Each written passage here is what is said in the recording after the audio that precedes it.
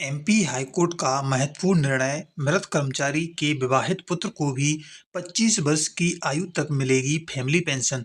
तो दोस्तों, यह खबर बहुत ही महत्वपूर्ण है और प्रत्येक भारतीय को जरूर देखना चाहिए।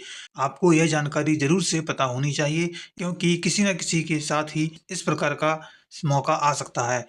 तो जानते हैं क्या खबर है। मध्य प्रदेश हाईकोर्ट ने महत्वपूर्ण आदेश में स्पष्ट किया है कि मृत कर्मचारी के विवाहित पुत्र को भी पारिवारिक पेंशन प्राप्त करने का अधिकार है। अदालत ने कहा है कि विवाह होना पुत्र के अधिकार को समाप्त नहीं करता और वह 25 वर्ष की आयु तक स्वयं की आय से जीवन यापन शुरू करने तक, मृत्यु तक जो भी पहले हो, पारिवारिक पेंशन पाने का हकदार है। दोस्तों, जस्टिस आशीष सृष्टि की सिंगल बेंच ने कहा है कि केवल विवाह होना पात्रता समाप्त होने का अधिकार नहीं हो सकता है। आदेश में उल्लेख किया गया है कि नियम 47(6) के अनुसार पुत्र के लिए पेंशन की सीमा केवल आयु से निर्धारित होती है, ना कि वैवाहिक स्थिति से।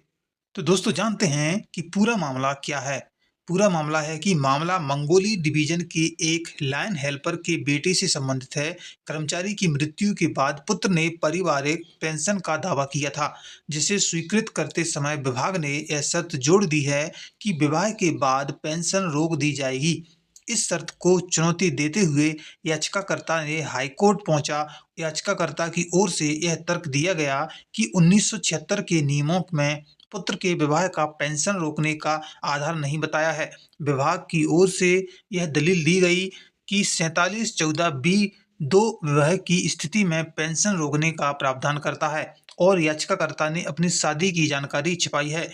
मतलब कि विभाग ने कहा है कि याचिकाकर्ता ने एक तो शादी की जानकारी छिपाई है और दूसरा 47(14)(b)(2) के अनुसार विवाह की स्थिति में पेंशन रोकने का प्रावधान करता है, लेकिन ऐसा कुछ भी नहीं है। अदालत ने विभाग की दलील खारिज करते हुए कहा है कि जब नियम ही विवाह की शर्त लागू नहीं करता, तो जानकारी छिपाना निर्णायक कारक नहीं माना जा सकता है।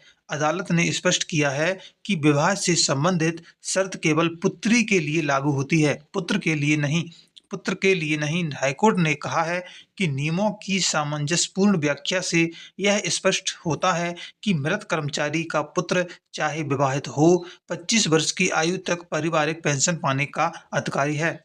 अदालत ने निर्देश दिया है कि याचिकाकर्ता को 26 मई 2021 से अब तक की पेंशन राशि 6% वार्षिक ब्याज सहित 90 दिनों में दी जाए तथा आगे भी पूर्व आदेशानुसार पेंशन जारी रखी जाए। इस प्रकार से याचिका का निराकरण कर दिया है। दोस्तों, इस खबर से मुख्य तर्क यह है कि कभी-कभी सभी जितने भी कर्मचारी हैं या उनकी अचानक मृत्यु हो जाती है, तो उसका विभाग उसके बच्चों के लिए पारिवारिक पेंशन देने में आनाकानी करता है।